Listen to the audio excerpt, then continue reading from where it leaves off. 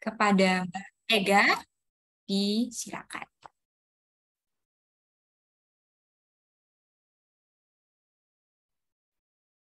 Oke, baik, terima kasih Kana. Shalom semuanya. Shalom. Syukur ya kita boleh diberi kesempatan untuk berkumpul bersama dan menikmati firman Tuhan dalam persekutuan ini. Nah, ibadah kali ini itu akan berbentuk seminar atau talk show dan masih dalam seri pemuridan dengan tema pengembalaan persona. Nah, namun sebelum itu aku rindu nih mengajak teman-teman, abang, kakak untuk menyalakan kamera dulu gitu, biar kita bisa mengenal dan membagikan sukacita kita melalui senyuman gitu. Oke, bagi yang nggak berhalangan boleh open cam-nya. Oke, baik, ibadah akan segera kita mulai. Namun sebelum itu aku rindu mengajak teman-teman semuanya untuk bersaat teduh sejenak, mempersiapkan hati dan pikiran kita. Saat teduh dimulai.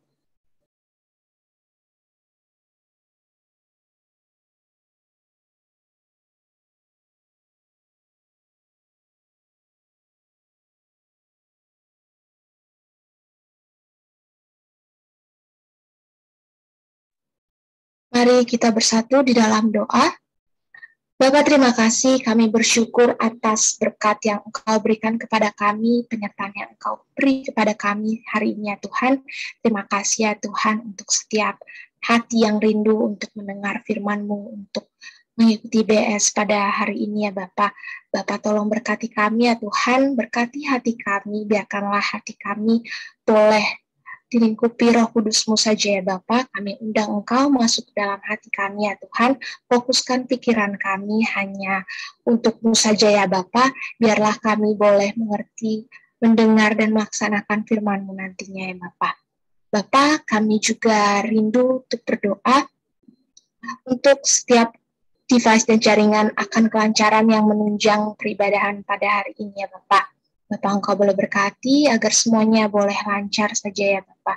Kami juga berdoa untuk Kak Vivi ya Tuhan yang sebagai pembicara pada ibadah kali ini ya Tuhan, kiranya melalui ia ya Tuhan, Engkau boleh menyatakan kebenaran-Mu saja ya Bapak. Kami juga rindu berdoa untuk setiap pelayan, setiap jemaat mungkin ya Tuhan yang belum atau terlambat bergabung, kiranya Engkau boleh memberkati mereka sehingga mereka boleh cepat dan berkumpul bersama kami untuk menikmati persekutuan ini ya Bapak. Bapak, dalam kerajaan surga kami serahkan ibadah ini dari awal, pertengahan hingga pada akhirnya hanya di dalam nama Bapa, Putra dan Roh Kudus. Haleluya, amin. Oke, amin teman-teman. Aku sekali lagi ingin menyapa abang, kakak, dan teman-teman semuanya. Shalom.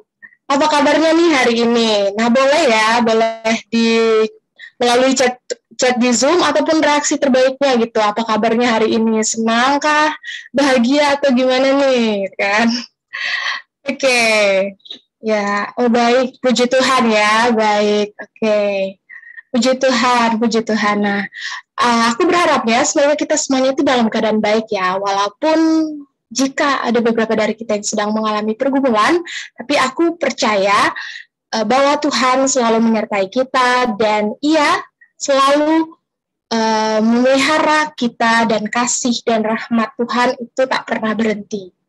Jadi oleh karena itu, dengan penuh sukacita dan gembira, aku ingin mengajak teman-teman semuanya untuk menyanyikan lagu pujian Tuhan Yesus Baik.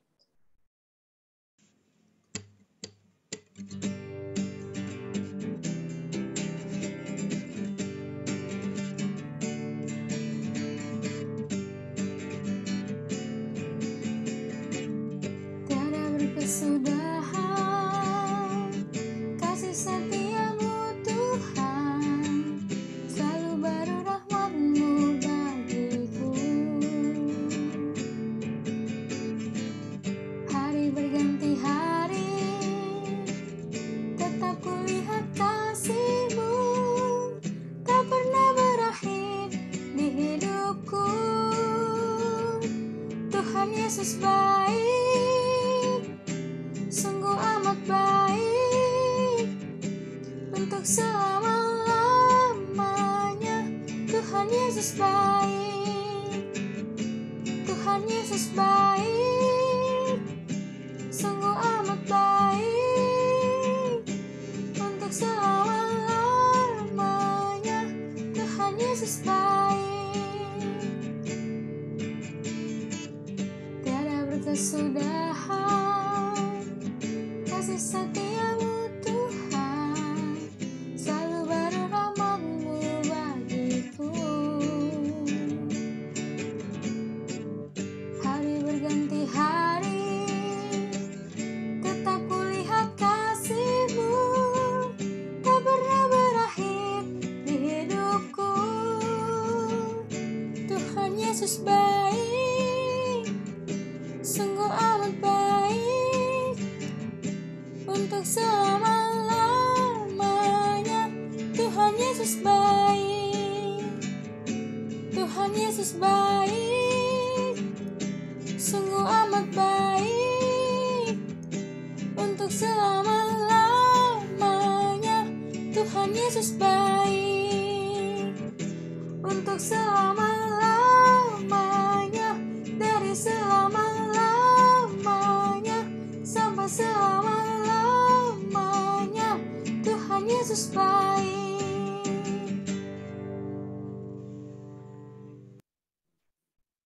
Oke, baik. Saat ini kita akan mendengarkan sharing kampus. Kepada Kak Winnie dipersilakan.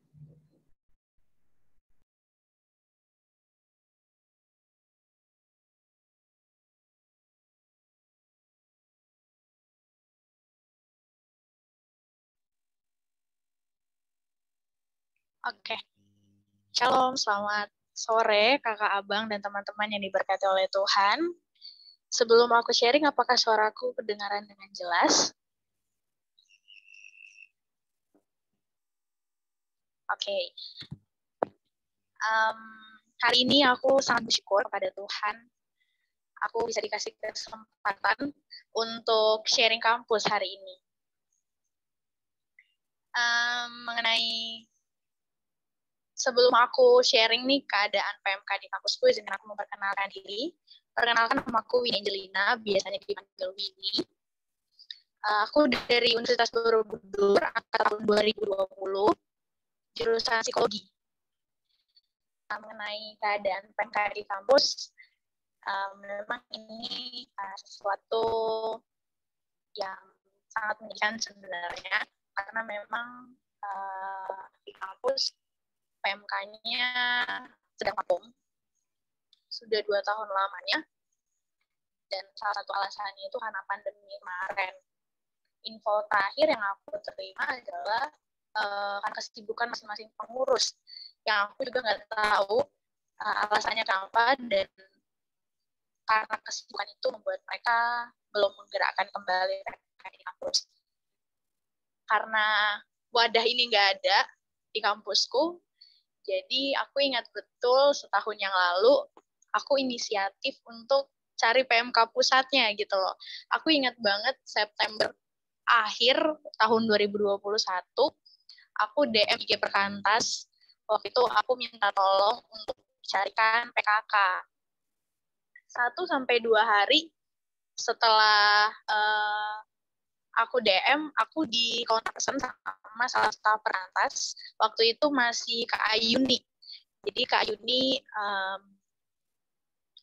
menanyakan keadaan PMK di kampus itu seperti apa, dan aku menjelaskan sesuai dengan apa yang aku ketahui waktu itu, dan Kak Ayuni menyarankan aku untuk masuk PMKJ.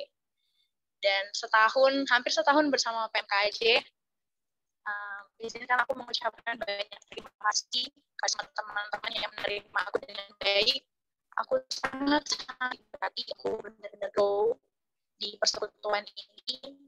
Aku sangat merasakan bagaimana aku dirangkul, aku diterima, aku dinotis, aku diajak melayani, bahkan diterima dalam kelompok kecil. Itu salah satu kesyukuran aku dan kerinduan hatiku yang sangat besar. Aku sangat berharap PMK di Borobudur itu bisa digerakkan lagi, hype lagi, bisa on fire lagi untuk menjangkau anak-anak muda Kristen, khususnya mahasiswa Kristen di Borobudur. Aku nggak tahu teman-teman juga punya kerinduan yang sama. denganku, tapi aku percaya suatu saat nanti, entah kapanpun itu, aku berharap PMK di kampusku bisa berjalan dengan baik, bisa kembali digerakkan lagi. Aku juga mohon dukungan doa buat semua teman-teman, kakak abang untuk mendukung PMK di Borobudur supaya bisa kembali diaktifkan lagi, bisa kembali melakukan persekutuan antar mahasiswa di kampus. Dan satu hal yang mau aku bagikan melalui sharing kampus hari ini, teman-teman manfaatkan wadah yang ada gitu loh di kampus kita masing-masing. Biarkan wadah itu menjadi tempatmu untuk bertumbuh, tempatmu berbagi, tempatmu menerima kasih Kristus bersama teman-teman sepelayanan, sepersekutuanmu. Jangan males-malesan, pokoknya terus selalu membangun persekutuan yang indah bersama rekan-rekanmu. Ada salah satu ayat firman Tuhan yang memberkatiku. Ibrani 10 ayat 5 mengatakan, janganlah kita menjauhkan diri dari pertemuan-pertemuan ibadah kita, seperti dibiasakan oleh beberapa orang. Tetapi marilah kita saling menasehati dan semakin giat melakukannya menjelang hari Tuhan yang semakin dekat. Teman-teman, semoga melalui PMK kita masing-masing, kita bisa terus menjadi alat untuk menyalurkan kasih Kristus kepada sesama. Saling mengingatkan, saling mendukung, dan mendoakan. Mungkin ini saja yang bisa aku sharingkan hari ini. Tuhan Yesus dipermuliakan dan kita semua diberkati. Terima kasih kepada Kak Winnie. Selanjutnya kita akan masuk ke dalam doa syafaat. Kepada Bang Jeta dipersilahkan. Oke, teman-teman, mari kita bersatu dalam doa. Tuhan Yesus Kristus, puji dan syukur atas kasih-Mu, Tuhan. Kau telah kembali mengumpulkan kami, Tuhan, di PMKJ ini, Tuhan. Kau telah memberkati dan menyertai kami, Tuhan, mulai dari awal hingga pada saat ini, Tuhan. Tuhan, kembali lagi, Tuhan, di sore hari ini, Tuhan, kami mohon padamu, Tuhan, mohon kasih-Mu, Tuhan, untuk bangsa dan negara Indonesia, Tuhan. Kiranya, Tuhan, bangsa dan negara Indonesia, Tuhan, yang saat ini sedang tidak dalam keadaan yang baik-baik saja, Tuhan. Mungkin COVID-19, Tuhan, yang sekarang sedang naik lagi, Tuhan. Kiranya hanya oleh jamahan kasih-Mu saja, Tuhan, hanya oleh rahmat-Mu, Kau dapat memulihkan kembali, Tuhan, bangsa dan negara Indonesia, Tuhan, agar seluruh aktivitas dapat berjalan dengan baik, Tuhan. Kiranya, Tuhan, Kau juga memberkati, Tuhan, untuk pemerintahan yang sedang berjalan, Tuhan, di bangsa Indonesia ini, Tuhan. Kiranya Kau memberikan uluran tangan-Mu, Tuhan, agar semua langkah yang diambil oleh pemerintah Indonesia, Tuhan, dapat merupakan langkah yang terbaik, Tuhan, dan dapat membangun Indonesia menjadi lebih baik lagi, Tuhan. Kami juga memohon kasih-Mu, Tuhan, untuk pendidikan di bangsa dan negara Indonesia, Tuhan. Kiranya, Tuhan, pendidikan yang ada, Tuhan, dapat berjalan dengan baik dan lancar, Tuhan. Dari SD, SMP, SMA, Tuhan, hingga kuliah, Tuhan. Kau selalu menyertai, Kau selalu memberikan bimbingan-Mu, Tuhan, agar segala kegiatan pendidikan di Indonesia dapat berjalan dengan baik, Tuhan. Juga, Tuhan, mungkin saat ini sudah ada beberapa yang sudah kembali dengan onsite, Tuhan. Kiranya, Tuhan, kasih-Mu menyertai teman-teman mahasiswa, teman-teman siswa yang sedang onsite, Tuhan, agar mereka dapat terjaga kesehatannya, Tuhan, dan dapat melaksanakan semua kegiatan dengan baik, Tuhan. Jauhkan dari segala bahaya COVID-19 yang ada, Tuhan. Tuhan, tidak lupa juga, Tuhan, kami ingin berdoa, Tuhan, untuk teman-teman mahasiswa Unbor, Tuhan. Kiranya, Tuhan, Kau memberikan kasih-Mu, Tuhan, dan uluran tangan-Mu, Tuhan, dalam pelayanan di Universitas Borobudur, Tuhan. Kiranya, Tuhan, Kau kembali mengaktifkan, Tuhan, persekutuan yang ada, Tuhan, di Unbor, Tuhan. Kiranya juga, Tuhan, apapun yang dikerjakan, apapun pelayanan yang sedang dilakukan di Unbor, Tuhan, dapat Kau sertai dan dapat bertuju kepadamu saja, dan demi kemuliaan nama-Mu saja, Tuhan. Dan juga, Tuhan, kami ingin berdoa juga, Tuhan, untuk teman-teman di universitas lainnya, Tuhan. Kiranya, Tuhan, oleh jamahan tangan-Mu, Tuhan, dan oleh jamahan kasih-Mu juga, Tuhan, Kau memberkatilah persekutuan-persekutuan yang ada, Tuhan. Mungkin dari ibadah Jumat, Tuhan, mungkin dari persekutuan doa, Tuhan, dan apapun yang sedang dikerjakan, Tuhan, demi pelayanan di nama-Mu, Tuhan. Kiranya, Tuhan, Kau memberkatinya, Tuhan. Kiranya Engkau menyertai kami semua, Tuhan. Juga, Tuhan, kiranya kami semua, Tuhan, yang hadir di PMKJ ini, Tuhan, dan semua teman-teman persekutuan mahasiswa Kristen Jakarta, Tuhan, dapat menjadi alat yang dapat menyalurkan kasih, Tuhan, dalam apapun aktivitas yang kami lakukan Tuhan, mungkin kegiatan kami sehari-hari, mungkin kegiatan kami di lingkungan kampus, dan kegiatan kami di masyarakat Tuhan. Dan kiranya Tuhan kami dapat membangun persekutuan yang dapat memuliakan nama Tuhan. Dan mungkin demikianlah doa yang kami sampaikan ini Tuhan. Kiranya Tuhan Kau terus sertai pelayanan kami di manapun kami berada Tuhan. Dengan ini kami berdoa dan mengucap syukur hanya di dalam nama-Mu, Bapa dan Roh Kudus, yaitu Tuhan Yesus Kristus, kami doa. Haleluya. Amin.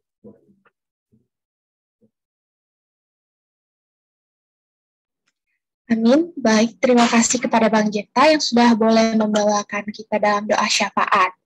Nah, sekarang aku mau nih, tak henti-hentinya nih, aku ingin menyapa teman-teman lagi. Shalom. Biar kita itu lebih semangat ya untuk mendengarkan talk show pada hari ini. Oke, seperti yang aku bilang sebelumnya, bahwa ibadah kita kali ini itu berbentuk seminar atau talk show.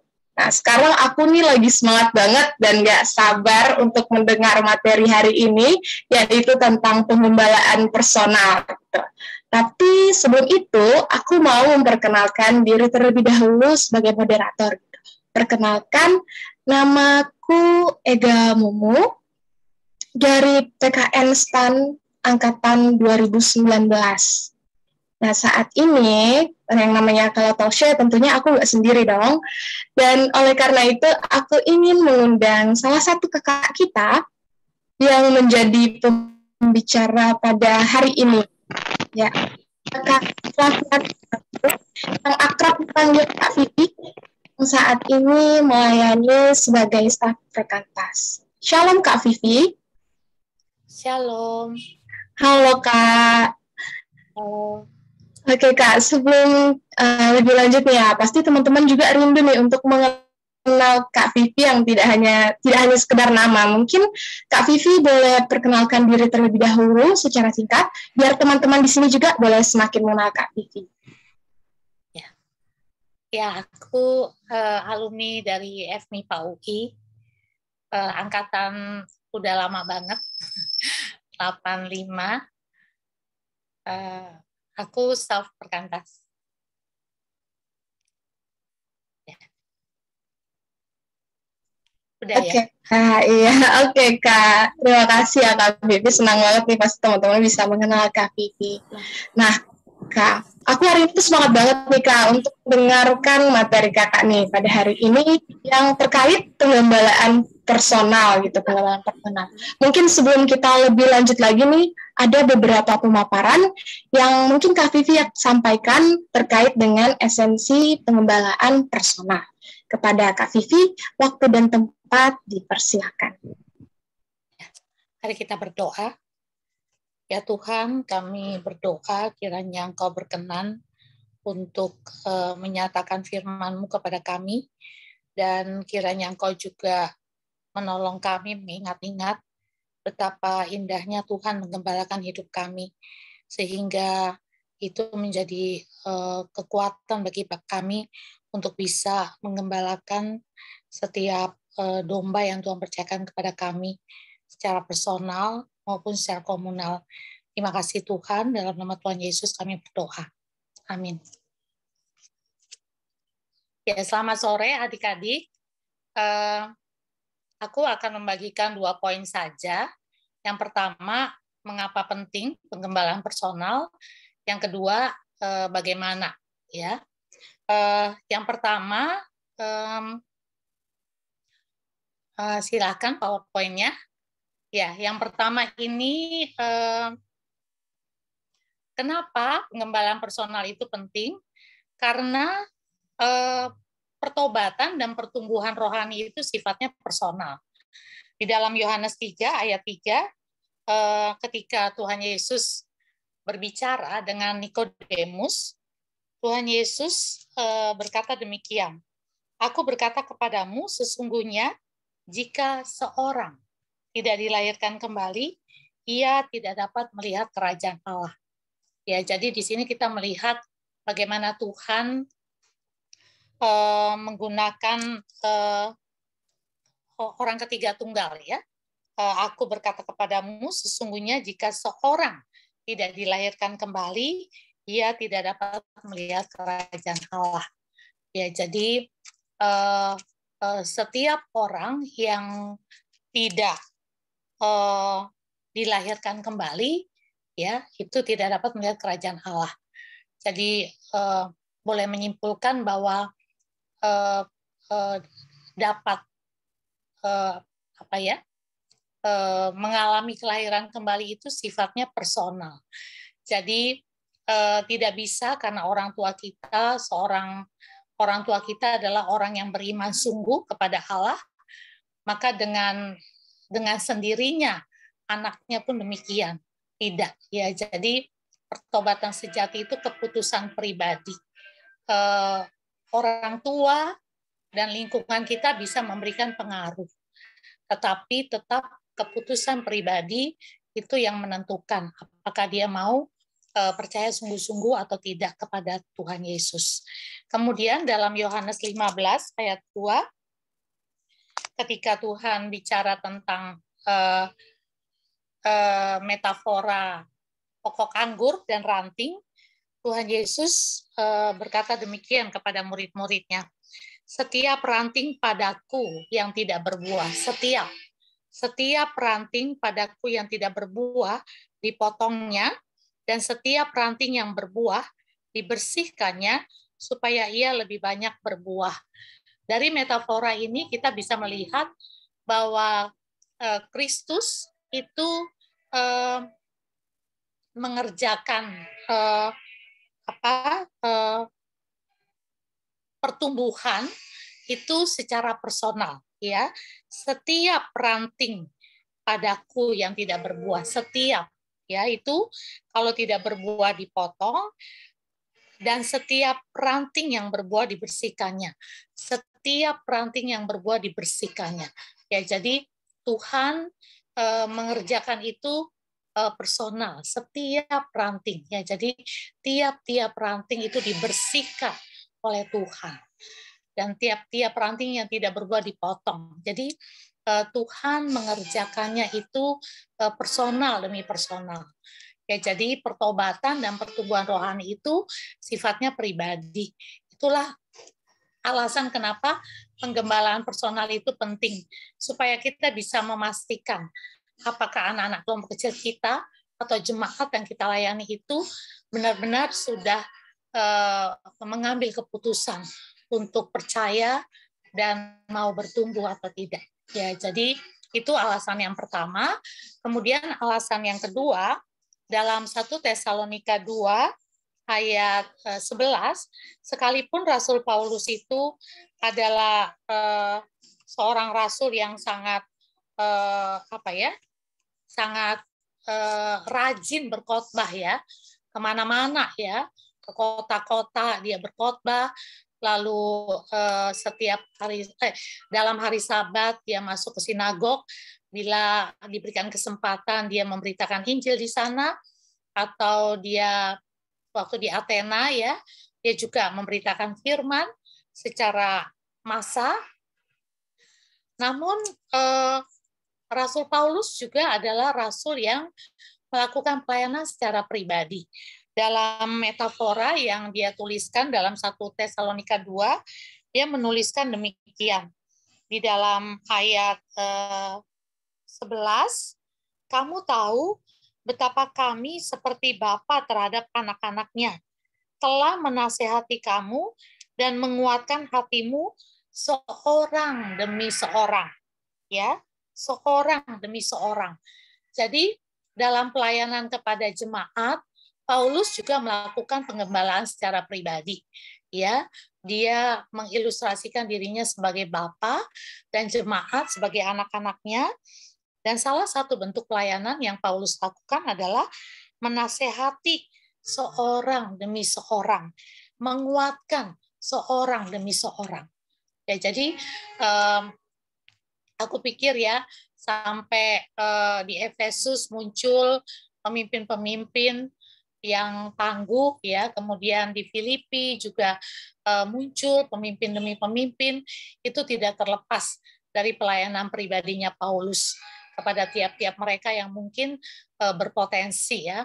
Paulus tentu tidak semuanya dia layani secara pribadi ya, karena dia juga manusia biasa, punya kapasitas yang terbatas, tapi dalam kepekaannya sebagai seorang rasul, pasti dia punya kemampuan untuk melihat siapa yang potensi menjadi pemimpin, siapa yang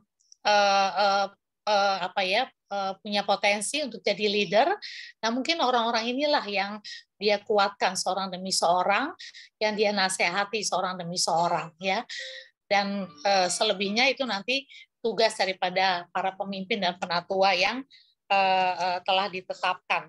Kemudian di dalam Kolose, Paulus kemungkinan tidak pernah ke Kolose. Ya, gereja Kolose berdiri melalui Epafras yang menikmati pelayanan Paulus, kemungkinan di Efesus. Namun kepada jemaat di Kolose, Paulus menuliskan di dalam ayat,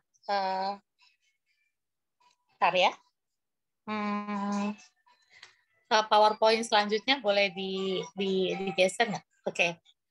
Kolose 1 ayat 28. Kemudian digeser kembali ke sebelumnya. Iya, digeser. Oke. Kolose 1 ayat 28 menuliskan demikian. Dialah yang kami beritakan apabila tiap-tiap orang ya, kami nasihati dan tiap-tiap orang kami ajari dalam segala hikmat untuk memimpin tiap-tiap orang kepada kesempurnaan di dalam Kristus. Kata tiap-tiap orang itu diulang 3 kali dalam ayat ini, menyatakan betapa Paulus juga mengerjakan penggembalaan personal, ya. Nah, alasan kedua kenapa penggembalaan personal itu penting, karena setiap orang itu unik, ya. Bahkan yang kembar sekalipun itu unik, ya, berbeda satu sama lain. Ini Kak Vivi minta tolong Esther, ya, mungkin ada di antara kalian yang mengenal Esther Widi. Dia seorang psikolog. Jadi Kak Vivi minta, ada nggak ilmu psikologi yang bicara tentang pentingnya pelayanan personal, gitu ya. Kemudian dia kasih artikel ini, dan di dalam artikel ini itu digambarkan ini tentang teori sistem ekologinya Bron van Brenner, ya. Aku belum pelajari secara mendalam, tapi melihat gambarnya aja tuh melihat bahwa tiap anak itu benar-benar apa ya, yang memberikan pengaruh untuk pertumbuhan seorang anak itu banyak sekali, ya. Ada yang sifatnya mikrosistem, itu aja ada berapa faktor itu, ya. Ada 7 faktor, mulai dari orang tua, keluarga, kemudian sekolah, ya, kemudian masuk lagi dalam apa yang lebih luas, ya, itu ekosistem. Sorry, ini gambarnya kurang jelas, tapi kita coba lihat yang jelas, ya.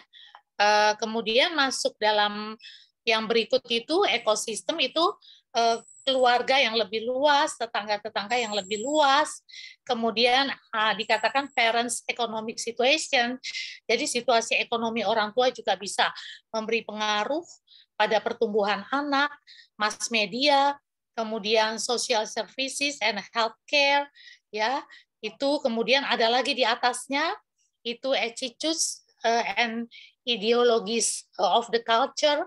Jadi budaya juga itu memberi pengaruh dari pertumbuhan sang anak.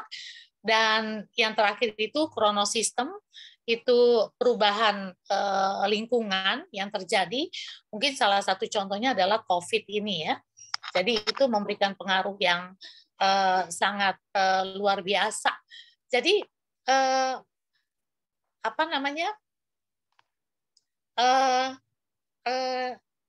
setiap anak itu mendapat pengaruh dari begitu banyaknya faktor atau variabel, ya, sehingga satu variabel beda aja itu bisa memberikan keunikan tersendiri, ya. Jadi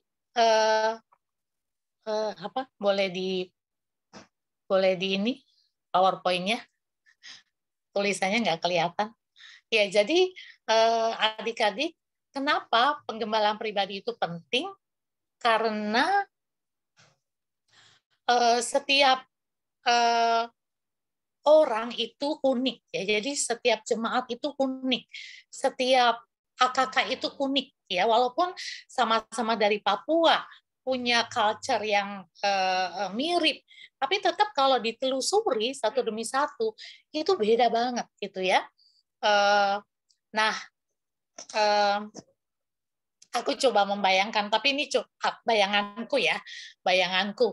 Ketika Yesus mencoba mengajarkan ketundukan terhadap pemerintah, tentu cara Yesus menggembalakan Matius beda sama Simon orang Zelot, ya. Matius itu mantan birokrat, gitu ya, mantan orang pemerintahan, gitu. Jadi tentu sikap hatinya terhadap pemerintahan itu tidak negatif, gitu ya. Sikap hatinya terhadap pemerintahan itu cenderung lebih mudah untuk diminta tunduk terhadap pemerintah. Tapi mungkin bagi Simon orang Zelot tidak mudah, karena orang Zelot itu cenderung memberontak terhadap kekaisaran. Jadi saya bisa membayangkan kalau Yesus mencoba untuk mengajarkan pentingnya tunduk terhadap pemerintah, maka Yesus butuh effort yang lebih besar gitu untuk menolong Simon orang Zelot ini ketimbang Matius yang adalah orang mantan orang pemerintahan, ya. Jadi bisa dibayangkan gitu ya, Yesus punya 12 anak kelompok kecil dan setiap mereka itu berbagai latar belakang, sekalipun Simon, Andreas, Yohanes dan Yakobus sama-sama nelayan, ya, tapi mereka tetap unik di mata Yesus. Dan pasti penggembalaan personal yang Yesus lakukan kepada mereka pun unik, ya. Walaupun memang Alkitab tidak mencatat, ya, tapi kita bisa mencoba menganalisa dalam 3 tahun pemuritan terhadap Simon dan kawan-kawan itu, tentu selain pelayanan yang mereka nikmati dalam pelayanan masanya Yesus, pelayanan komunal juga mereka menikmati, ya, dilayani Yesus secara pribadi. Nah, itu 2 alasan yang bisa saya sampaikan. Lalu sekarang bagaimana melakukan pelayanan personal? Ini Kak Vivi ambil dari Kolose, ya, dari Kolose. Di dalam Kolose itu dituliskan demikian. Dialah, jadi dia di sini adalah Kristus. Kristuslah yang kami beritakan apabila tiap-tiap orang kami nasihati dan tiap-tiap orang kami ajari. Ya, jadi penggembalaan personal itu tetap pemberitaan akan Kristus yang mendominasi penggembalaan personal kita. Ketika anak kelompok kecil kita atau jemaat kita mengalami mengalami mungkin kesulitan dalam hidup mereka, maka kita harus menanamkan kepada mereka hanya Kristus yang berkuasa untuk menolong mereka. Ketika mereka kehilangan semangat dalam hidup mungkin karena COVID, ya, kita bisa mendorong mereka untuk datang kepada Kristus dan yakinkan mereka bahwa Kristus berkuasa memberikan semangat di tengah-tengah pandemi COVID ini, ya. Ketika mereka mengalami demotivasi, ya, mengalami demotivasi dalam hidup, ya, kita bisa mengajarkan kepada mereka bahwa di Injil itu sebenarnya cukup banyak orang-orang yang putus asa karena penyakit, putus asa karena perbudakan, putus asa karena dirasuk roh jahat, ya. Tapi bagaimana Kristus membebaskan mereka? Jadi dalam penggembalaan personal tetap harus Kristus yang diberitakan, ya, karena hanya Kristus yang bisa membebaskan mereka dari setiap kesulitan dan tantangan yang mereka hadapi. Dan yang kedua, di dalam ayat 28b dikatakan, tiap-tiap orang kami nasihati dan tiap-tiap orang kami ajari dalam segala hikmat untuk memimpin tiap-tiap orang kepada kesempurnaan di dalam Kristus. Jadi tujuan dari penggembalaan personal adalah kedewasaan di dalam Kristus. Ya, Kak Vivi dulu masih dapat kurikulum sepeda ya dari Trisakti. Masa lampau itu Trisakti mengeluarkan kurikulum sepeda, itu kurikulum untuk kelompok kecil, ya. Bagaimana kalau di bulan-bulan pertama kita memimpin kelompok kecil, itu anak kelompok kecil itu akan depends banget, akan bergantung banget sama kita, ya. Jadi kita yang mendorong mereka untuk saat teduh, kita yang memberikan buku saat teduh, kita yang jadi mereka sangat bergantung lah seperti bayi bergantung sama orang tua, ya. Tapi hal seperti itu tidak boleh terus-menerus terjadi, ya. Berharap kemudian mereka masuk tahap yang kedua, kemudian mereka masuk tahap yang ketiga, ya, kemudian mereka masuk tahap yang keempat. Jadi perlahan tapi pasti kita mendorong mereka untuk tidak lagi bergantung kepada kita untuk saat teduh misalnya. Mereka udah sadar bahwa mereka butuh Kristus, mereka butuh Tuhan, dan itulah yang membuat mereka saat teduh setiap pagi. Jadi tidak perlu lagi diinget-ingetin di WA segala macam gitu ya. Jadi kalau sampai udah setahun 2 tahun untuk saat teduh pun perlu kita ingetin, wah berarti itu nggak ada pertumbuhan ya. Jadi kita harus memimpin jemaat dan anak kelompok kecil kita itu makin dewasa. Ya, makin dewasa tuh artinya mereka makin menyadari bahwa mereka tuh butuh Tuhan dan mereka akan secara mandiri, ya. Mereka sadar bahwa mereka butuh pelayanan, sehingga ketika pelayanan yang pertama mau selesai, mereka minta sama Tuhan, mereka bertanya sama Tuhan, ya tanpa perlu lagi diinget-ingetin oleh PKK atau pengurus. Ya mereka tahu bahwa Alkitab itu adalah penting, mereka mempelajarinya tanpa harus didorong-dorong. Ya jadi penggembalaan personal itu harus sampai kepada mendewasakan setiap orang yang kita gembalakan, mereka menjadi dewasa di dalam Kristus. Jadi mungkin kita bisa menolong dengan memberikan buku rohani atau apa, tapi mereka tidak lagi bergantung penuh kepada kita. Ya, jadi perlahan tapi pasti kita mendorong mereka untuk pada akhirnya mereka bergantung penuh kepada Tuhan. Ya, mereka sudah tahu semuanya dan mereka melakukan itu secara mandiri. Kemudian mereka juga mulai memberi diri kepada Tuhan untuk melayani. Jadi pengembalaan personal harus menghantar tiap-tiap orang yang kita layani sampai kepada kedewasaan di dalam Kristus. Dan ini tidak mudah. Itu sebabnya Paulus menuliskan dalam ayat 29, itulah yang kuusahakan dan kupergumulkan dengan segala tenaga. Ya, jadi ini ada muncul kata kopio. Ya, kopio itu artinya bekerja begitu rupa banting tulang sampai titik darah penghabisan. Ya, jadi tidak mudah melakukan pengembalaan pribadi, tidak mudah menolong orang untuk sampai kepada kedewasaan di dalam Kristus. Ya, tapi nggak bisa bekerja sendiri. Paulus mengatakan di satu sisi Paulus mengusahakan, tapi di satu sisi Paulus mengusahakan. Di satu sisi Paulus menggumulkan. Paulus habis-habisan, ya, habis-habisan Paulus mengajari, menasehati, memimpin, ya. Tapi dikatakan sesuai dengan kuasanya, sesuai dengan kuasa Allah yang bekerja dengan kuat di dalam aku. Ya, jadi yang membuat Paulus begitu berjuang, yang membuat Paulus begitu habis-habisan melakukan pengembalaan pribadi, sebenarnya karena kuasa Allah. Kuasa Allah yang bekerja dengan kuat di dalam Paulus. Jadi kuasa ilahi itulah yang membuat dia militan sekali melakukan pengembalaan pribadi, mendorong setiap orang yang dibina untuk dewasa di dalam Kristus. Ya, jadi Kak Vivi menuliskannya ora et labora, ya. Jadi berdoa dan bekerja. Ya, ini nggak bisa dipisahkan. Ya, nah itu hal yang bisa saya sampaikan mengenai bagaimana pengembalaan personal. Kemudian yang terakhir Kak Vivi menuliskan demikian, silakan PowerPoint yang terakhir. Pengembalaan pribadi walau membutuhkan upaya yang besar, namun membuahkan pelayanan yang bersifat holistik dan tepat sasaran.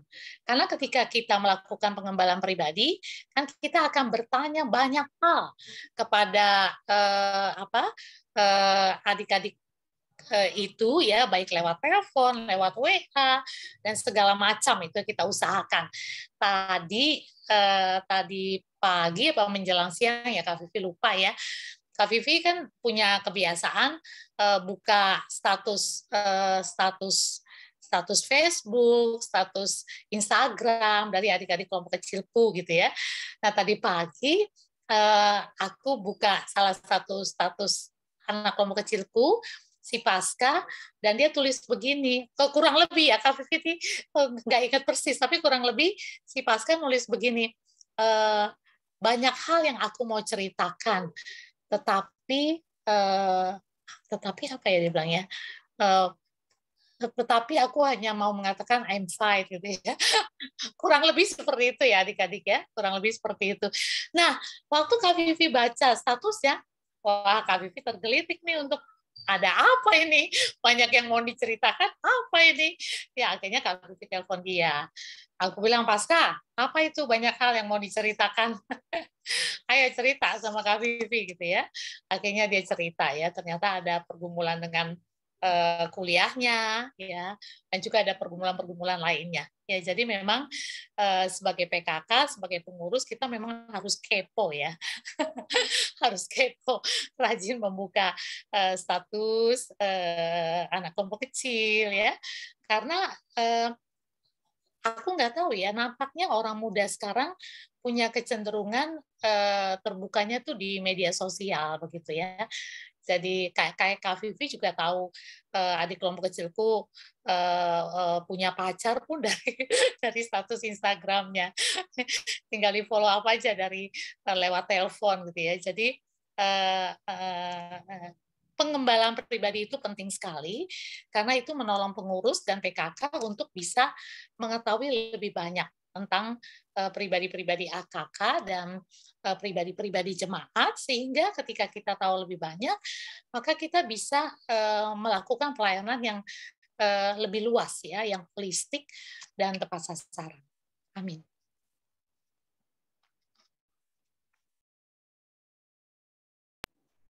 Oke, terima kasih Kak Vivi untuk pemaparan materinya. Oke Kak, tadi kan sudah banyak banget nih yang udah dijelaskan dari Kak Vivi tentang betapa pentingnya itu pengembalaan personal dan bagaimana cara kita melakukan pengembalaan personal itu. Nah, aku mau tahu dong, pasti teman-teman juga mau tahu bagaimana sih pengalaman Kak Vivi selama melakukan pengembalaan personal ini. Boleh diceritakan ya Kak? Oke, mungkin kalau dari teman-teman lain yang ada yang rindu untuk bertanya, boleh langsung chat di room Zoom, ataupun yang rindu untuk juga sharing boleh langsung di chat di room Zoom aja ya. Oke, baik Kak, gimana Kak ya pengalaman Kak Vivi dalam melakukan pengembalaan personal? Kalau di awal-awal, karena kan kalau apalagi masa COVID ini kan kita nggak bisa mengenal, kita nggak bisa lihat bahasa tubuh karena harus lewat online begitu kan.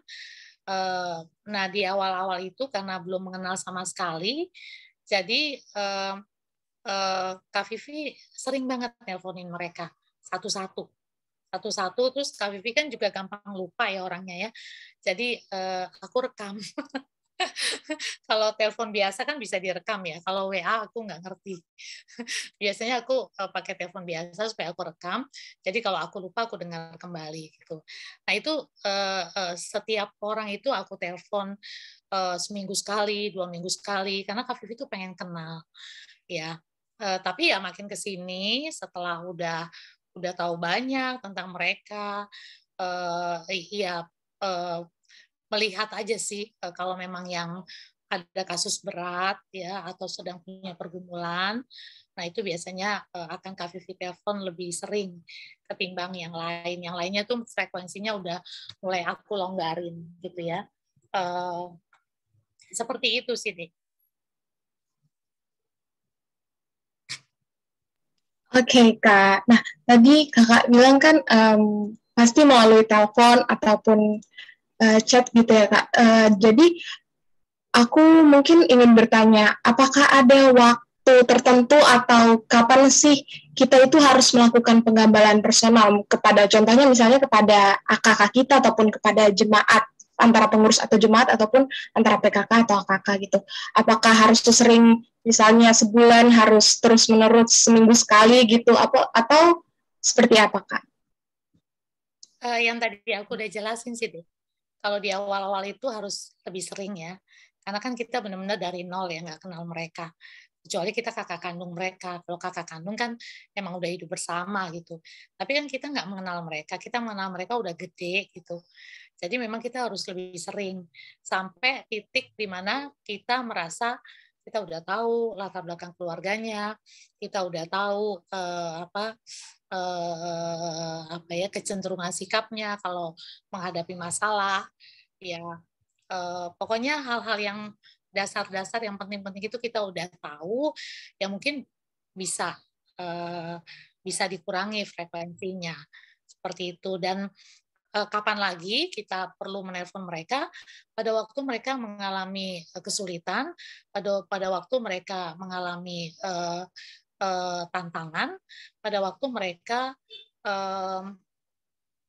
mungkin pada waktu mereka senang gitu, misalnya mereka lulus atau mereka dapat pekerjaan ya. Jadi kita turut bersyukur dan juga mengingatkan mereka untuk bersyukur pada Tuhan Yesus, karena waktu bergumul untuk pekerjaan kan doanya sama Tuhan Yesus. Jadi waktu udah dapat pekerjaan, ya Tuhan Yesus pribadi pertama yang mereka harus bersyukur. Jadi seperti itu sih, Dek. Ya. Oke, makasih Kak. Nah, Kak, lanjut nih. Menurut Kakak, apa sih tantangan terbesar dalam melakukan penggembalaan personal itu? Mungkin, apakah Kakak tuh dulu pernah malas ataupun jenuh dalam mengembalakan gitu? Bagaimana cara Kakak melalui tantangan tersebut? Ya, kalau tadi melihat Kolose 1 ayat 29 itu, sebenarnya tantangan paling besar adalah diri kita sendiri. Ya, ketika persekutuan kita dengan Tuhan melemah, itu akan mempengaruhi semangat kita juga untuk memperhatikan domba-domba. Makanya kan Tuhan Yesus sama Petrus kan bilang begini kan, apakah engkau mengasihi aku lebih dari segalanya, lebih dari lupa aku. Tapi Tuhan Yesus kan bertanya, apakah engkau mengasihi aku? Baru ketika Petrus menjawab, iya, baru Tuhan Yesus bilang, gembalakanlah domba-dombaku. Berarti kan memang kasih kita kepada Kristus itu hubungannya tuh hubungan langsung gitu sama kasih kita kepada domba-dombanya. Nah, jadi kalau kamu tanya tantangan terbesar sebenarnya diri sendiri. Ketika kita jauh dari Tuhan, ketika kita suam, maka itu akan mempengaruhi juga semangat kita, kegigihan kita, kepedulian kita terhadap anak kelompok kecil dan juga jemaat. Yaitu. Nah, tantangan yang kedua, menurut aku sih cuma itu ya, tantangan paling besar ya. Karena kalau sekalipun anak kelompok kecil itu sulit ya, tapi kalau kita dapat energi terus dari sorga gitu ya, kalau dapat energi terus dari sorga, ya tetap aja kita semangat gitu. Ya kalau kamu tanya apakah aku pernah malas, putus asa, pernah. Ya aku pernah putus asa, bahkan mungkin masih berasa nih sampai saat ini terhadap satu anak kelompok kecilku, karena sejak Maret 2020 aku mendorong dia untuk kuliah gitu, karena dia putus kuliah karena pertama karena faktor sakit sakit paru yang cukup lama sehingga dia cuti, tapi kemudian faktor finansial ya, nggak ada uang untuk lanjut gitu. Nah, jadi aku ngedorong dia untuk kuliah, susahnya minta ampun itu ya, susahnya minta ampun, dan kemudian coba ngobrol-ngobrol secara pribadi, kemudian juga ngobrol sama teman-teman kelompok kecilnya, ya dapat informasi bahwa memang dia orang yang nggak semangat kuliah gitu, dia orang tuanya pun mendorong dia susah gitu. Ya, jadi dari Maret 2020 gitu ya, aku dorong-dorong. Dia bilang saya mau kerja dulu gitu ya. Akhirnya aku coba bantu sampai dia punya motor, ya dia jadi apa namanya? Driver Maxim sama driver Shopee ya. Karena dia butuh uang kan untuk keseharian gitu. Nah, kemudian aku dorong-dorong juga tetap nggak mau kuliah. Sampai akhirnya aku udah putus asa. Aku putus asa dan itu berpengaruh ya. Ketika aku putus asa, aku udah males telepon dia. Aku udah, kalaupun dia WA aku, ya sepatah dua patah kata saja. Nggak excited gitu. Ya berasa banget tuh ya, aku putus asa. Tapi itulah baiknya Tuhan ya. Justru ketika aku putus asa, dia malah semangat tuh ya. Jadi sebulan yang lalu ya, atau berapa minggu yang lalu ya, dia WA gitu, dia WA, Kak, aku udah daftar di Atma Jaya. Dia kan mau apa namanya FISIP ya, FISIP gitu. Udah daftar di Atma Jaya. Kemudian oh gitu ya. Jadi aku tuh ya balasnya sedikit-sedikit ya gitu karena masih putus asa gitu. Kemudian berapa hari kemudian dia bilang, Kak, aku diterima katanya. Aku diterima. Dia kasih buktinya gitu ya, diterima. Senang sih, tapi sedikit. Kemudian berhadapan lagi dengan kesulitan kan, karena Atma Jaya kan lumayan mahal ya. Semester 1 aja tuh 58.700 berapa ribu gitu ya. Aku mulai mikir ini gimana ngebiayain. Walaupun dia udah punya penghasilan, tapi ya berapalah gitu ya, driver gitu ya. Tapi aku nggak kepengen juga sih dia nggak kepengen juga dia nggak sungguh-sungguh gitu dengan kuliahnya. Jadi aku bilang aku mau bantu, tapi kau yang harus fundraising. Jadi aku suruh dia fundraising ke pemerintah daerah dan yang lain-lain gitu ya. Pokoknya aku mau dia yang berjuang lah. Jadi paling nanti kalau kurang baru aku bantuin gitu fundraising. Karena biasanya kalau dia berjuang sendiri kan dia akan menghargai ya. Ya jadi seperti itu sih. Kalau ditanya pernah putus asa, iya pernah putus asa. Oke Kak, jadi benar ya Kak, tantangan terbesar itu benar-benar dari diri kita sendiri gitu. Dan sampai kapanpun mungkin pernah pasti merasa putus asa, tapi dari cerita Kakak Vivi tadi, kuasa Tuhan tuh bekerja luar biasa ya Kak, sampai malah yang digerakkan adalah AKK-nya Kakak. Oke, gitu. Oke, jadi saat ini mungkin kalau ada teman-teman yang mau bertanya secara live, boleh raise hand dan boleh open cam gitu, ataupun boleh bertanya juga melalui chat room Zoom, dipersilakan ya teman-teman. Oke, ada Bang Ruben dari Trisakti.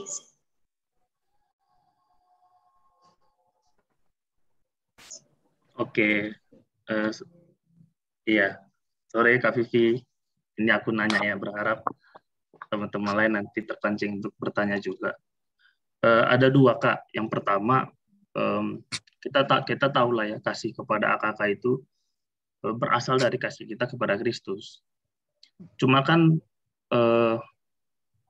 aku ngerasa kadang-kadang kita kayak apa ya, kasarnya membohongi diri sendiri gitu. Sebenarnya kita belum ke tahap mengasihi dia. Cuman dengan alasan, oh demi Kristus, aku mau melayani dia, mengembalakan dia. Padahal belum sampai ke mengasihi dianya yang langsung gitu Kak. Itu masih karena Kristus, jadi ke dia. Nah, apakah seperti itu baik Kak? Atau memang ya kita harus tulus mengasihi dia gitu. Tidak jadi bukan karena embel-embel, oh karena ini kelompok kecil, karena ini Tuhan yang suruh, karena ini tugas kayak gitu Kak. Nah yang kedua mungkin ini ya Kak, kasih itu kan berkorban. Nah pengalaman Kakak berkorban kepada AKK itu seperti apa Kak? Mungkin yang paling diingat gitu yang bisa ceritakan kita. Makasih Kak. Ya, yang pertama sih aku lihat sebenarnya itu awal yang baik sih deh.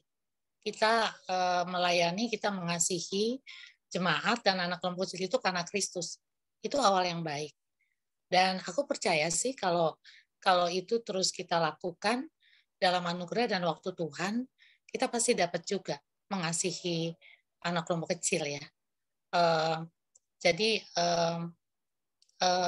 belajar aja setia melayani mereka karena Kristus. Ya aku pikir Tuhan juga nggak akan rela lah kamu melayani tanpa kasih ya. Pasti dalam waktu Tuhan akan kasih juga, kasih itu kepada anak kelompok kecil ya. Seringkali memang sulit ya, apalagi online begini ya. Karena apalagi kalau aku tuh orangnya kan orang dari timur ya, biasa bahasa kasihnya tuh apa ya, peluk, cipika-cipiki ya, itu bahasa kasih kami begitu. Jadi ketika online ini nggak dapat itu, maksudnya melakukan usaha itu nggak dapat gitu. Dan adik-adik Papua juga begitu kan, dari timur kan mereka, jadi nggak dapat juga gitu. Cuma ya paling dari pemberian ya, dari pemberian lah mereka dapat. Ya baru ketemu setelah COVID mereda lah, mereka datang ke rumah, aku peluk mereka, aku cium mereka. Ya baru di situ tuh kayak apa ya, kayak serpihan kasih yang selama ini berusaha dikumpulkan, serpihan kasih yang selama ini berusaha dibangun,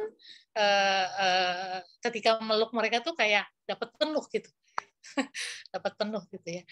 Jadi aku pikir sih belajar setia aja sih, melayani dan mengasihi mereka karena Kristus. Nanti pada waktunya dengan cara Tuhan akan penuhkan kasih itu. Kemudian yang kedua, pengorbanan.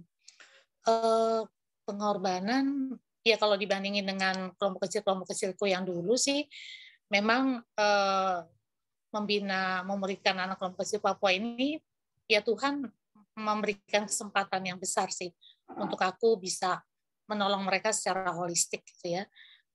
Kalau beli buku untuk mereka kelompok kecil ya itu sama lah ya, seperti dulu-dulu juga kan, kalau kelompok kecil kan kita duluan yang beliin segala macam gitu ya sama mereka. Tapi adik-adik Papua ini kan memang secara finansial mereka sulit sekali gitu. Mereka sulit sekali. Sehingga sehingga memang mau nggak mau sih kita harus menolong mereka gitu. Misalnya kalau mereka kehabisan beras, kayak tadi si Niko, anak kelompok kecilku, WA aku, Kak, aku belum makan. Ya udah akhirnya aku kirimin pakai GrabFood gitu. Jadi sampai hal-hal yang seperti itu ya Tuhan bagiku itu anugerah sih ya, bisa menolong mereka. Nah, kemudian kalau mereka sakit gitu ya mau nggak mau lah aku yang ngurusin gitu ya, karena mereka nggak ada orang tua di Jakarta. Ya akulah yang, walaupun aku sih nggak langsung karena COVID ya aku nggak berani, apalagi waktu ada mami ya, aku nggak berani keluar gitu ya. Tapi aku yang mobilisasi gitu. Misalnya aku bilang sama kelompok kecilku yang pertama, bantu dulu sini kok sakit tuh, datanglah aku bilang gitu. Karena mereka kan nggak kenal COVID ya, walaupun COVID mereka nggak kenal COVID. Mereka tetap pertemuan, persekutuan gitu ya. Jadi aku bilang, kok datang dulu lah itu. Si Niko lagi sakit gitu ya. Lalu aku juga dari laboratorium juga pakai, bisa kan ya kita telepon laboratorium untuk datang, ambil ini, ambil itu, nanti aku tinggal transfer begitu. Jadi memang melayani adik-adik kelompok kecil Papua ini sih kesempatan sih untuk aku bisa memberi lebih lah daripada adik-adik kelompok kecilku yang dulu gitu ya. Nah itu pengorbanan yang sifat material tuh sebenarnya menurut aku nggak susah sih. Yang susah itu sebenarnya benturan dengan karakter mereka gitu ya. Itu yang sebenarnya gampang buat capek hati sih ya. Gampang buat capek hati tapi tetap berjuang untuk sayang sama mereka, bagiku itu pengorbanan yang lebih sulit menurut aku ya. Menurut aku lebih sulit gitu ya. Karena aduh, kayaknya pengen mundur gitu ya, tapi kalau mundur mikir kasihan juga mereka gitu ya. Gitu. Nah, waktu kemarin kan aku kemarin ngajak satu anak kelompok kecilku kan waktu kami kebersamaan keluarga. Si Niko itu aku ajak.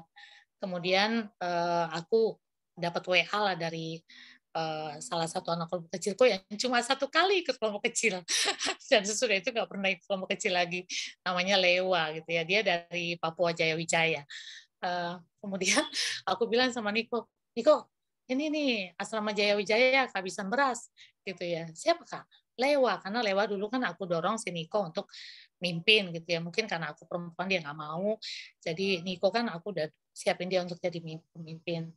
Nah, tapi akhirnya juga belum, anaknya memang nggak mau. Terus aku bilang aku lagi pesan beras nih sama telur gitu ya untuk asrama mereka gitu. Terus si Niko bilang, tapi kakak dia kan tidak ikut kelompok kecil. Iya sih, cuma kan dia tetap butuh makan. Ya seperti itu ya. Mungkin memang aku sih yakin Tuhan berkati ya.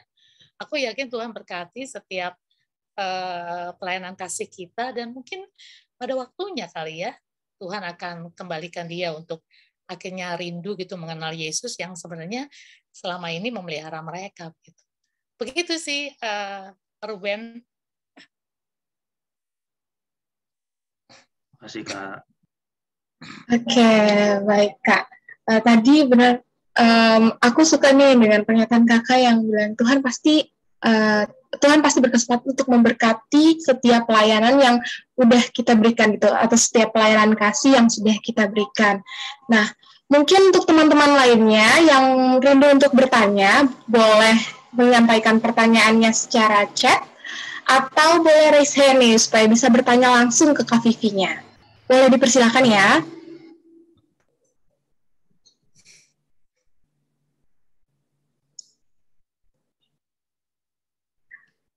Oke, kalau misalnya belum ada yang mau bertanya, tapi tetap ya teman-teman, kalau misalnya ada Kak Vivi lagi sharing, terus tiba-tiba teringat ingin bertanya sesuatu, boleh langsung chat di room Zoom saja ya. Nanti pertanyaannya akan dibacakan. Oke, Kak Vivi ini mungkin ada satu pertanyaan lagi nih ya Kak. Bagaimana jika AKK atau jemaat yang sudah senior, kondisinya itu malah kembali seperti dahulu, dan sedangkan kita itu sudah ada kakak yang baru gitu. Sampai kapan kita perlu mengembalakan mereka gitu Pak? Iya memang ya itu realita ya. Aku juga ngalamin kayak gitu. Biar bagaimanapun kita tetap harus fokus ya sama yang baru ya. Kita harus fokus sama yang baru karena kan kita siapa tahu yang baru ini memang potensi untuk bertumbuhnya besar begitu. Kalau yang lama itu udah setahun 2 tahun nggak ada perubahan, ya kita serahkan aja kepada Tuhan. Kalau memang kita punya waktu atau tenaga lebih, ya kita tetap perhatikan secara intensif, tapi kalau tidak ya sekali-sekali aja gitu. Yang pasti aku percayalah bahwa setiap perkataan yang telah keluar dari mulut Allah itu tidak akan pulang dengan sia-sia. Jadi setiap firman Tuhan yang kita sudah taburkan itu nggak akan pulang dengan sia-sia. Kak Vivi bersyukur sih, karena Kak Vivi kan juga udah relatif tua ya usia Kak Vivi. Jadi udah punya banyak anak kelompok kecil, dan Kak Vivi belajar sih dari apa yang Tuhan kerjakan. Waktu Kak Vivi mimpin Bang Niko, itu totalnya 12 atau 13 ya, jadi nambah-nambah gitu. Dan yang akhirnya lanjut itu berapa ya, mungkin yang bagus cuma 4 ya, termasuk Bang Niko ya. Nah selebihnya, ya sudahlah, kalau Kak Vivi punya waktu Kak Vivi perhatiin, kalau memang udah nggak sanggup ya enggak, karena kan Kak Vivi punya lagi kelompok kecil baru. Kak Vivi megang Gunadarma juga di KOS. Kak Vivi kan dulu KOS. Nah itu aku ajak mereka kelompok kecil itu. Jadi Kak Vivi fokus lah sama Bang Niko dan kawan-kawan itu. Mereka lah yang Tuhan pakai untuk estafet pelayanan itu diterima ya. Nah tapi setelah puluhan tahun mereka berubah loh ya. Aku melihat mereka serius terhadap kerohanian gitu ya. Mereka serius terhadap pelayanan gitu ya. Ini yang suka aku ceritain ya. Yang suka aku ceritain tuh waktu ulang tahun Perkantas 50 tahun itu yang Indonesia, aku baru tahu juga belakangan kalau MC perempuannya itu putri kandung dari salah satu anak kelompok kecil yang temannya Niko yang dulu Badung itu, yang dulu mengeluarkan diri dari kelompok kecil. Dan kalau anak sulungnya aku tahu putri sulung ya, putri sulungnya yang kuliah di ITB. Waktu aku ke Bandung diperkenalkan, ya Kak aku anaknya Pak David siapa? Aku bilang gitu ya. Pak David anak kelompok kecilnya kakak dulu. Oh si David. Dan aku terharu sih, aku terharu.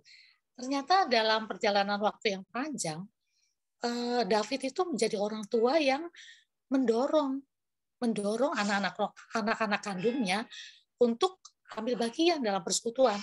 Padahal dulu dia enggak banget tuh. Susah banget. Jadi aku melihat iya ya firman Tuhan itu ya dan amin ya. Biar bagaimanapun mereka sempat loh menerima pembelajaran firman Tuhan. Dan pada waktu Tuhan sih mereka serius terhadap spiritualitas. Dan anak-anaknya yang beruntung ya, di siswa udah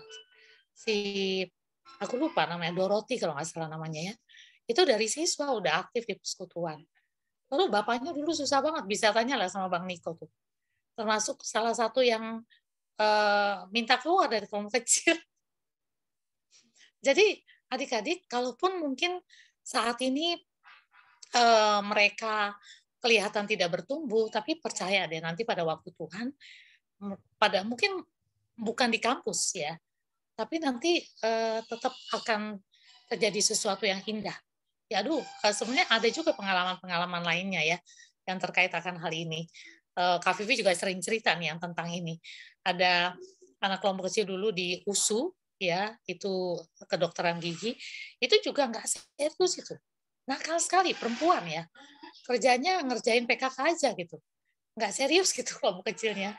Tapi setelah dia jadi dokter gigi, dia ditempatkan di Jambi, ya baru disitulah dia menyadari betapa pentingnya spiritualitas, betapa pentingnya kerohanian ya. Sehingga akhirnya dia nyari alumni USU, persekutuan mahasiswa USU yang di Jambi gitu. Ketemulah lalu mereka buat KTB alumni, dan dari mereka lah persekutuan mahasiswa di Jambi itu dirintis. Makanya Kak Vivi suka bilang persekutuan Perkantas Jambi itu dirintis salah satunya oleh anak kelompok kecil yang gagal. Jadi berkatnya tuh bukan waktu jadi kampus, ya berkatnya di kemudian hari, bahkan menjadi berkat bagi satu provinsi. Ya ketika dia di Lampung pun kan kemudian dia ditempatkan ke Lampung. Itu pun dia jadi berkat di Lampung. Jadi nggak akan benar deh 1 Korintus 15 itu benar. 1 Korintus 15 ayat 58 tuh berkata, jerih lelahmu di dalam persekutuan dengan Tuhan itu nggak sia-sia. Ya cuma memang semua benturan dengan waktu Tuhan. Jadi, tapi Tuhan jangan khawatir. Tuhan tahu kok, kuliah itu cuma 3 tahun, cuma 4 tahun. Tuhan tahu. Jadi tetap ada kok yang Tuhan berikan untuk kampus gitu ya. Tapi bagaimana dengan yang udah kita perjuangkan nggak setia? Ya udahlah. Mungkin untuk yang lain nanti berapa tahun yang akan datang Tuhan akan pakai hidup mereka. Tapi jerih lelah kita di dalam persekutuan dengan Tuhan tidak akan sia-sia. Aku ini mimpin anak-anak Papua juga setengah mati, udah 1 tahun, 2 tahun. Ya elah Tuhan, kayak kagak ada perkembangan yang signifikan, walaupun Tuhan tetap menghibur lah ya. Ada 4 orang lah yang bagus gitu ya, 4 orang yang bagus. Jadi tetap semangat aku mimpin ya. Tapi karena pengalaman masa lalu itu ya yang sangat berbicara sama aku, jadi aku sekarang nggak mau loh nyanyain satu aja. Walaupun mereka badung, walaupun mereka nakal, tetap loh aku mimpin mereka. Kalau mereka mau ikut kelompok kecil, aku senang. Tapi kalau waktu kelompok kecil mereka nggak masuk gitu ya, baik di Zoom atau kalau aku suruh datang mereka nggak datang, ya aku nggak patah hati gitu, karena aku tahu gitu suatu saat pasti apa yang diajarin itu akan berguna buat mereka dan buat tempat di mana mereka berada. Begitu sih. Jadi tetap semangat aja deh. Walaupun tetap kalau sama yang baru fokus ya. Karena siapa tahu yang baru ini banyak yang memang teachable gitu. Ya, yang memang Tuhan mau pakai untuk kampus. Oke, Kak. Wah, emang benar ya, janji Tuhan itu ya dan amin gitu kan. Jadi mungkin buahnya bukan sekarang, tapi waktu Tuhan itu pasti ada.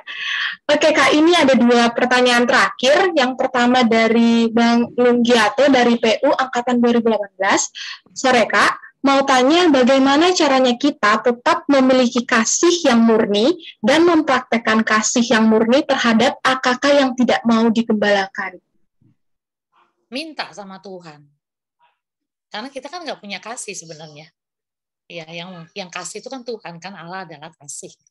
Minta sama Tuhan. Jadi kalau aku juga begitu, kalau aku udah kesal sama termasuk adik kandungku ya, udah kesal ya aku minta lagi sama Tuhan. Dan aku selalu bilang Tuhan yang punya kasih itu Tuhan gitu. Kalau Tuhan nggak kasih, aku nggak dapet. Gitu. Jadi ya minta sama Tuhan, terus selama Tuhan mungkin belum kasih secara penuh, ya tetap belajar memperhatikan, tetap belajar untuk mendoakan, tetap kadang-kadang memang Tuhan mengizinkan kita ditantang untuk setia, walaupun perasaan tidak mendukung. Ya mungkin Ruben ngerti lah ya, yang namanya suami istri kan nggak selamanya on fire kan kasihnya kan, tapi ya udah komitmen mau diapain gitu. Kalau udah komitmen mau diapain gitu ya. Ya walaupun emosi kita lagi nggak mengasihi, ya tetap perhatiin, tetap doain, ya. Dan Tuhan itu baik kok ya, seperti yang Kak Vivi ceritain tadi. Saat kita putus asa, Tuhan nggak mau kita putus asa. Maka Tuhan langsung tuh buat anak kelompok kecilnya jadi baik. Jadi perlahan tapi pasti hatiku bahagia, kasihku mulai tumbuh lagi. Jadi ada kalanya memang Tuhan mengizinkan kita untuk setia, sekalipun emosi tidak mendukung. Oke, terima kasih Kak Vivi ya untuk jawabannya. Nah, ini ada pertanyaan terakhir lagi, sebentar, dari Kak Yohanes, dari Trisakti Angkatan 2017. Katanya, Kak Vivi, ketika menghadapi anak-anaknya yang sulit dihubungi dan anak yang menghindari terus, apakah baiknya kita terus mencoba menghubungi atau kita merekomitmen ulang anak tersebut untuk mau lanjut ke kelompok kecil atau tidak? Yang pasti pertama itu kita harus kita harus sangat memperhatikan yang setia. Ya, kadang-kadang PKK itu demi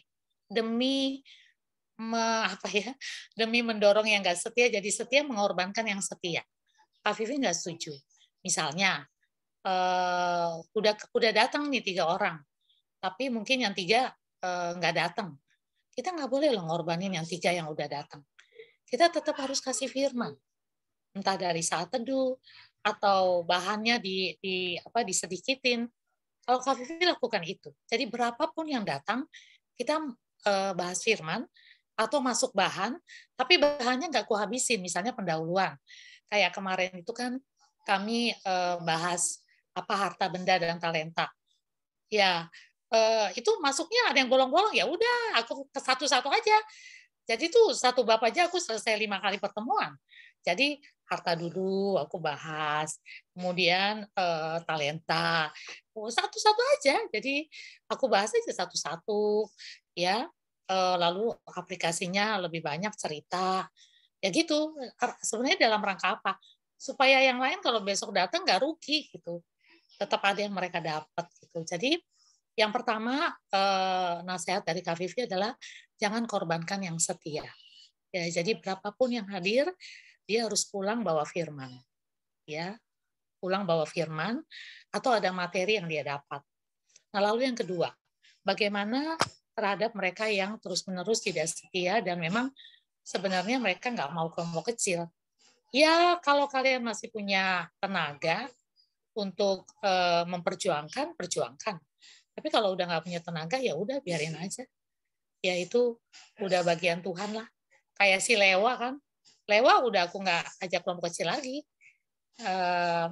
Tapi ya kalau dia minta beras ya kasih gitu. Ya aku tunggu aja. Aku tunggu aja kalau memang nanti dia pengen juga akan minta. Ada satu anak kelompok kecilku itu tinggal di Malang. Dia juga begitu, sempat lama hilang. Aku ajak kamu ya udahlah, aku diamin aja. Kemudian dia mengalami kesulitan untuk pembayaran uang kuliah. Ya jadi aku tolonglah lewat yayasannya Bang Peter itu kan, itu yayasan buat orang Papua kan. Lewat Bang Peter atau bukan ya? Aku lupa. Tapi aku bantuin dia lah fundraising untuk uang kuliahnya. Nah sejak itu dia setia. Ya jadi memang Tuhan selalu punya cara ya untuk menolong orang akhirnya kembali. Ya bagian kita ya sabar aja. Kalau kita masih punya tenaga, kita perjuangkan. Tapi kalau tenaga kita kerahkan untuk yang setia, ya udah nggak usah merasa bersalah. Ya itu bagian Tuhan lah. Baik, Kak. Terima kasih ya, Kak, jawabannya. Oke, ternyata sudah habis nih pertanyaannya dan sudah juga kita dengar semua jawaban dari Kak Vivi gitu. Berarti udah di akhir nih kita kan ya. Dan aku mau dong rindu untuk meminta Kak Vivi untuk memberikan closing statement atau kata penyemangat kita supaya teman-teman di sini itu boleh lebih semangat nih untuk menjalankan pengembalaan personalnya, Kak. Ya, Kak Vivi itu ingat Matius 28 ya. Jadi panggilan hidup bagi orang percaya yang telah menikmati pemuritan adalah memuridkan kembali. Dan ini lifelong commitment, komitmen seumur hidup. Jadi nanti kalau kalian udah alumni pun, kemana Tuhan mengutus kalian, ke daerah-daerah terpencil sekalipun, kobarkan semangat pemuritan. Cari siswa, cari mahasiswa untuk kalian muridkan. Siapa tahu kalian adalah Epafras ya, masa kini ya, orang yang Tuhan pakai untuk membangun persekutuan di sana. Jadi pemuritan adalah lifelong komitmen seumur hidup. Ya, sangat. Kak Vivi sendiri selama belum pikun, Kak Vivi masih mau terus terlibat dalam pemuritan. Karena itu amanat agung Tuhan Yesus. Amin. Terima kasih Kak Vivi untuk baik. Jadi firman dan tanya jawab kita sudah boleh berakhir, tapi teman-teman kita masih lanjut untuk beribadah dulu ya sedikit. Nah sebelum itu aku meminta kesediaan Kak Vivi untuk boleh menutup kita dalam sesi firman Tuhan dan tanya jawab ini. Kepada Kak Vivi dipersilakan. Ya Tuhan, Kolose 1 ayat 29 mengajarkan kepada kami bahwa ketika Paulus begitu habis-habisan memperjuangkan jemaat Tuhan termasuk dalam pengembalaan pribadi, sebenarnya rahasianya adalah kuasa Allah yang bekerja dengan kuat di dalam dirinya. Dan Tuhan tolong kami untuk mengalami kuasa Allah yang bekerja dengan kuat di dalam hati kami, sehingga kesulitan sebesar apapun, baik dari dalam diri kami, dari dalam diri anak-anak kelompok kecil, dalam diri jemaat, atau rekan-rekan kerja, itu tidak membuat kami patah hati, tidak mematahkan kami, tetapi kami boleh tetap semangat untuk memberitakan Injil dan memuridkan, bukan karena kami hebat, bukan Tuhan, tapi karena ada kuasa Allah yang bekerja dengan kuat di dalam diri kami. Tolong kami terus melekat kepada Tuhan, tolong kami untuk terus dekat dengan Tuhan, sehingga melalui kedekatan dan kelekatan kami dengan Tuhan lah, kami punya tenaga yang sangat besar untuk memuridkan. Dalam nama Tuhan Yesus kami berdoa. Amin. Amin, terima kasih kepada Kak Vivi. Baik, selanjutnya kita akan mendengarkan warta. Kepada pewarta, dipersilahkan. Oke, terima kasih Mbak Ega. Shalom, selamat malam teman-teman.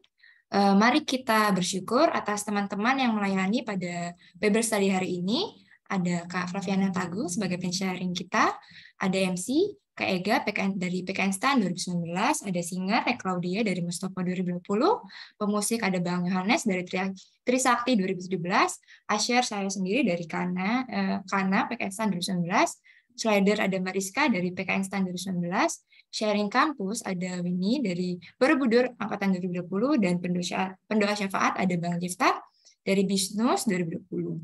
Teman-teman bisa mengapresiasi pelayanan teman-teman kita ini melalui fitur reaction atau kolom chat. Terima kasih teman-teman pelayan. Next. Wah, bisa kita lihat nih mind map perjalanan kita dalam periode ini yang berada di seri pemuritan.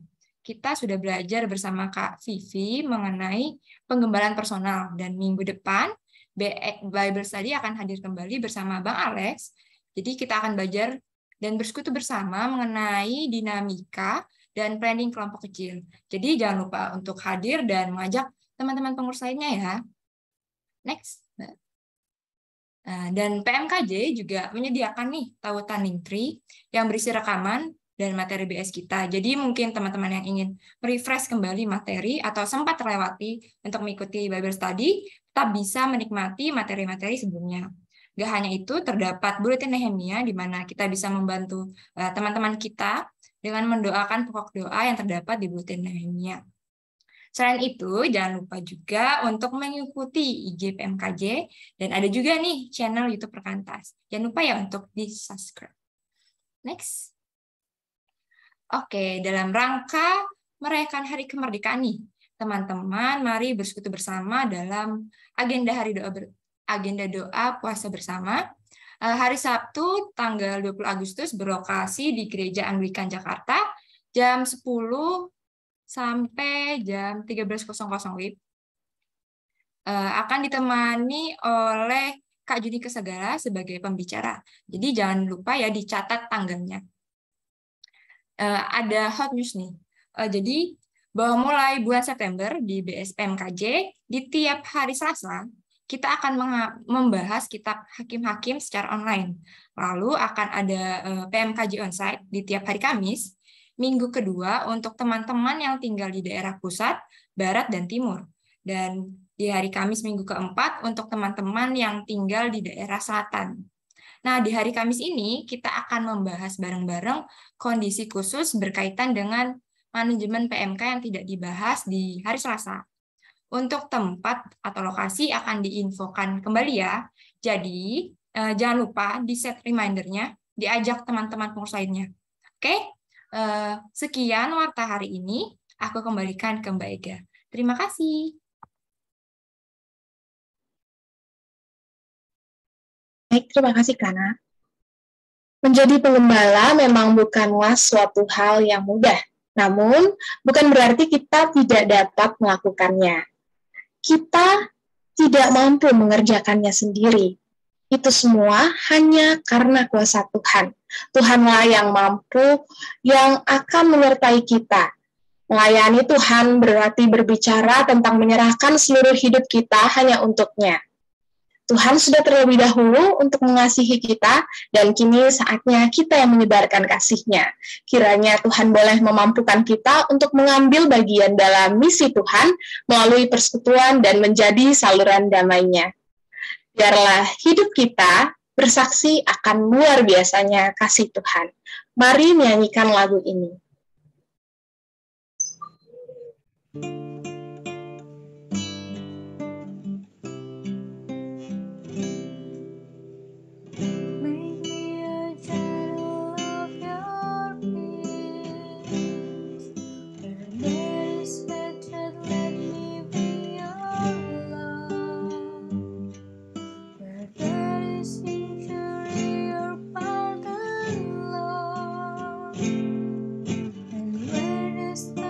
Fading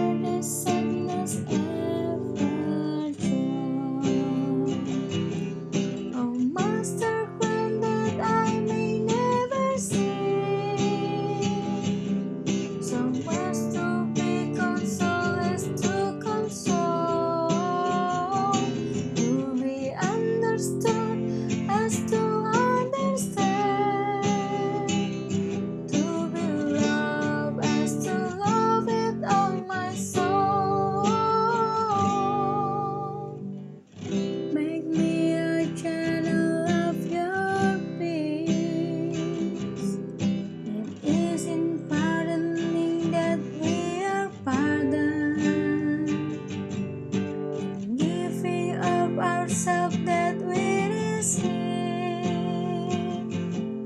and dying that we're born to eternal life. Aku mempersilakan Kak Vivi untuk menutup ibadah ini dengan doa. Kepada Kak Vivi, aku persilakan. Mari kita berdoa. Ya Tuhan, kesanggupan kami adalah pekerjaan Allah. Kiranya Tuhan menolong kami untuk setia, menggembalakan secara personal, secara khusus anak-anak kelompok kecil kami, karena mereka adalah domba-domba yang Tuhan percayakan kepada kami.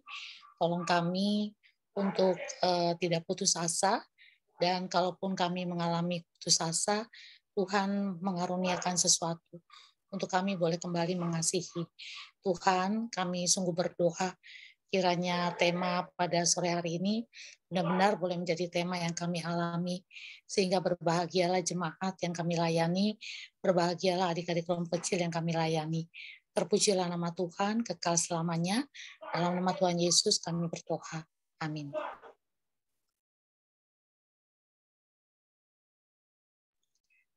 Ibadah sudah selesai, aku persilakan teman-teman semua untuk mengambil waktu teduh.